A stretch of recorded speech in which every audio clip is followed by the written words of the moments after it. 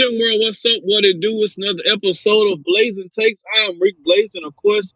My main man is here with me, Siege. Siege, how you doing, brother? I'm doing good. Ready for another day. We got pre-Friday today. Tomorrow's Friday, day we all been waiting for. So let's get into it. Yeah. Hey, so a lot's going on in SimWorld all the time. First, I want to give a shout out to Renzo, who gave us our nice segment at the end, the pick and roll segment. So we're gonna get to that at the end. Appreciate that, Renzo. But I want to get into what's coming up. We have October 1st coming up, which is really 7 days away with our soft commits. And then we have October 8th, which is 2 weeks away with our hard commitments, our marriages, So October 1st is the engagement, and October 8th is the actual marriage, is the consummation. So I want to know, what are you looking? We're going to talk about two things. What are you most looking forward to, and what are you least looking forward to with this engagement and marriage coming up in SimWorld? So first of all, let's start with, what are you most looking forward to coming up October 8th? That's when the actual marriage consummation is happening. See, what are you most looking forward to by October 8th? Man, I'm most looking forward to. I think it's going to be crazy to see a lot of people be wrong about what they thought was happening. I think there's a lot of stories going around, us in the media, like we hear a lot of stuff going on, and a lot of, fans, coaches, players all have this kind of idea in their head about certain players and where they're going. I don't think it's that clear cut yet. There is a lot of time for these kids to change their mind, to do something else. There is nothing signed yet, no agreements fully made. It's all verbal. It's all talk right now. So I think I'm excited to see kind of what might unfold once it does become a hard commit period. And once it is, you don't tell a coach I'm coming unless you're serious about it. So I think that's gonna be fun to watch. Yeah, I think for me, I think what I'm most looking forward to, I think October is a great month, and it's no coincidence. I think October is the signing period, and also October for all colleges and all universities. October is a month of homecoming. I think there's going to be a lot of homecomings. I think October is going to be a lot of homecomings in SimWorld. A lot of people is going to be returning back to their homes or to their home states and playing with pride for their home state. So I'm looking forward to see which of these guys are going to return back home, whether they played there last year. Maybe some did, maybe some are going to stay, maybe some did not, maybe some are going to. I'm interested in seeing which players are coming home to their homecoming for October 8th. Now, what part of this on October 8th, this consummation, when it's official, what are you least looking forward to, Siege? Man, I think similarly to what I'm looking forward to, I think what I'm least looking forward to, somewhat in the same realm, but I'm not looking forward to some of these kids, having some harsh realities pushed on them. This team doesn't have the funds to bring on all these guys, and they pick someone over you. They don't have the spot to give you. They might have flirted with you about, like, hey, like, I can put you in the starting lineup, but hey, in the 2 weeks we had since then until the official signing period, I got somebody I wanted more. And I mean, that's something that we talk about a lot of times. We in the media do it. A lot of, coaches do it, fans do it, the players even do it. But we all forget that these are kids. These are 16, 17-year-old kids. So I'll tell you what I'm not looking forward to. I know there's going to be some hopes and some dreams kind of not crushed, because it's not the end of the world. But when you're 16, 17 years old and something like that happens, it might feel like it, Yeah, 16 is the end of the world. Yeah. I feel that. I'm not looking. There's several things I'm not looking forward to. First, I got to be honest. I'm not looking forward to seeing Nick Hugo in a not in the Run DMV uniform. I'm not looking forward to that. I haven't quite wrapped my mind around it yet. He's come up in every segment, in every episode we've done for the last 3 days by me. So I know, obviously, I'm having separation anxiety about the whole situation, and I'm trying to hold it together. But I'm not looking forward to seeing him in a different uniform. I'll be lying to you if I said I was. Be strong, Rick. Be strong. I'm trying.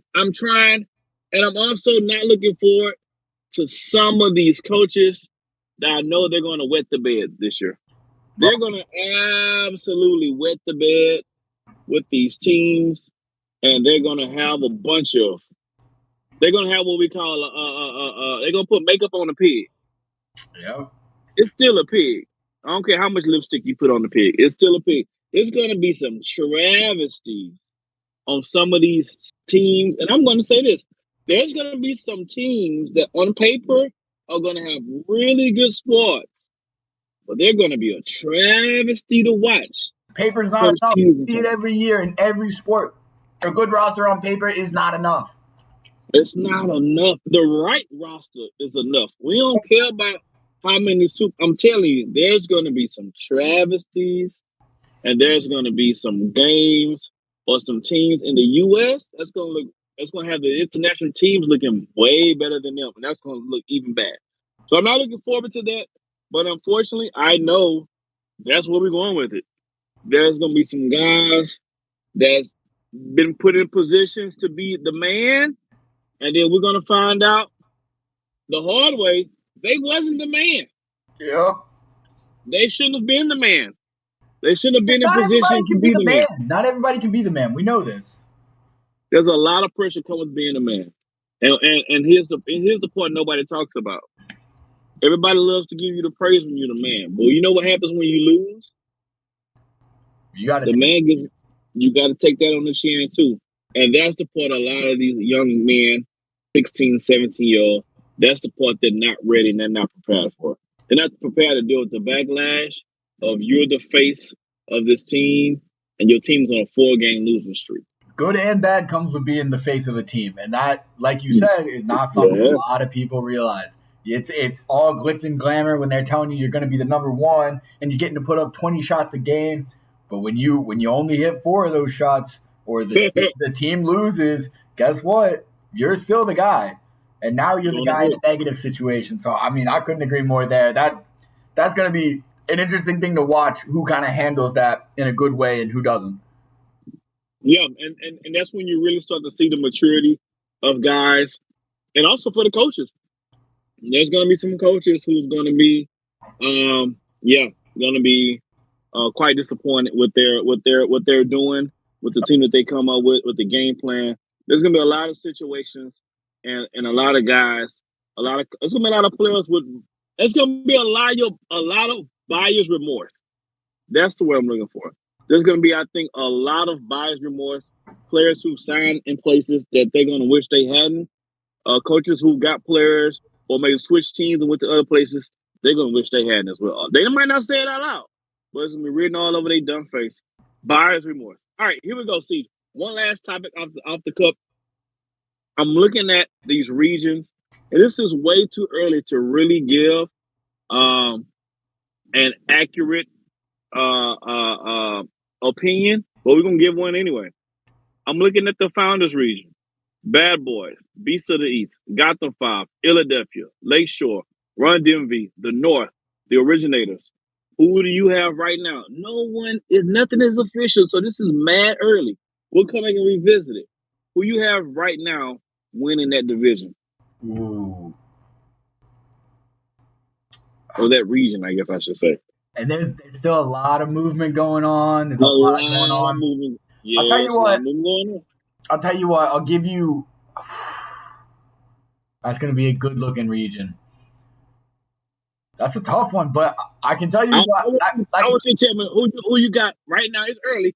Who you got in first place? If the season, who you got in last place? If the season started today, with the rumors are, verbal commits, factoring those in, but with nothing else, started today, I can tell you who's going to be in last place, and it's Bad Boys basketball.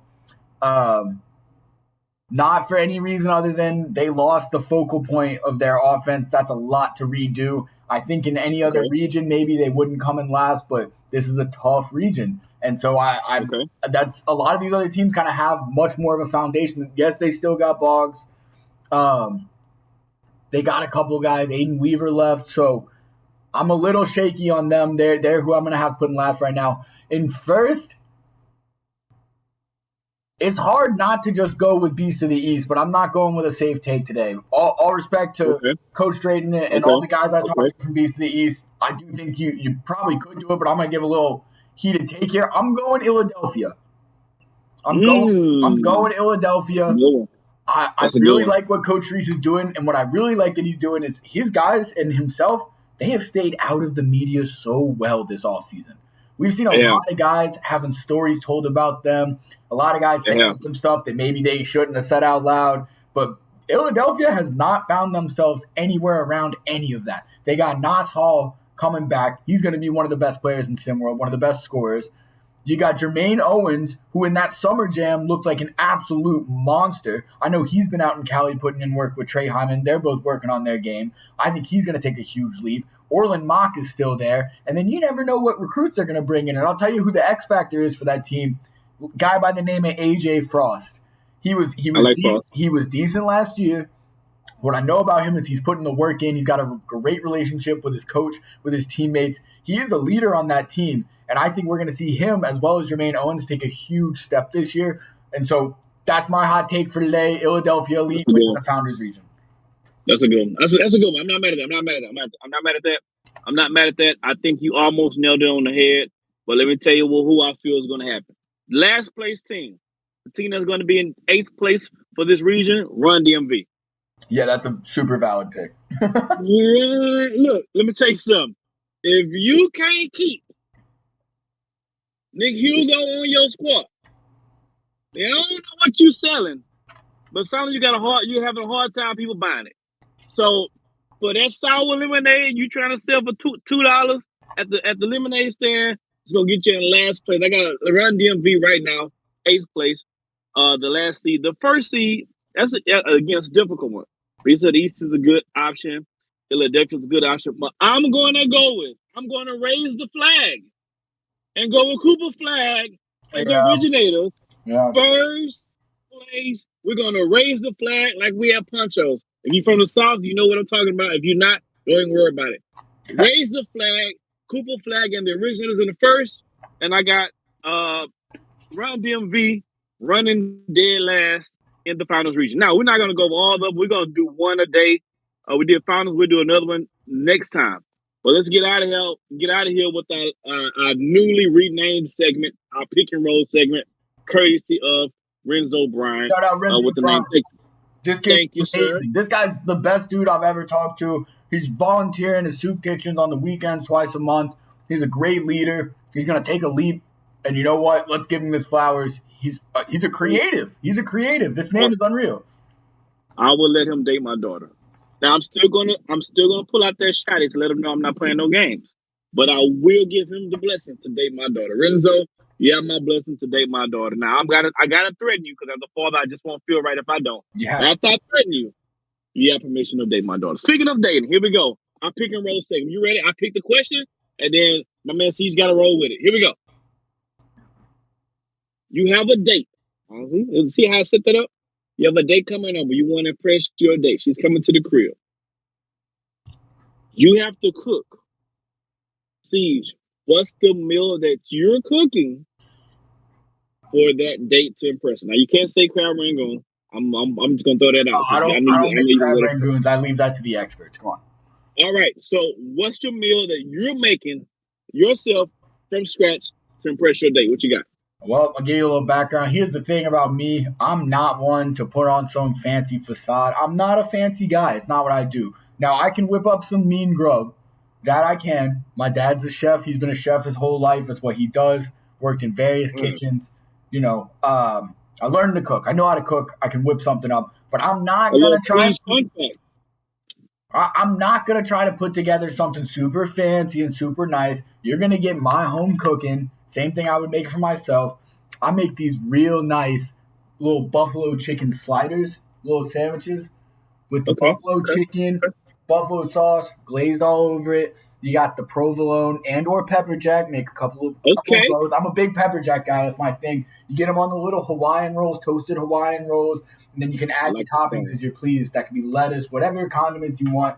But it's simple. But I'll tell you what, once you put it in your mouth, you're going to melt. And that's just giving her a little taste of what's going to happen later that evening. I like your style, See, my guy, I like your style. My man, he shut it down with the buffalo sliders, with the Hawaiian rolls. I like that. And the pepper jack cheese. That's top notch. Bro. I'm rocking with it, man. Hey man, y'all give us your opinion about the show. What happened? We're talking about if you want to give an opinion on who's first and last place. We're talking about the founders region only. Tell me who you think is in first place this season and who's gonna be in last place this season. Discuss in the chat. Hey, I'm Rick Blaze, my man Siege. We see y'all on tomorrow.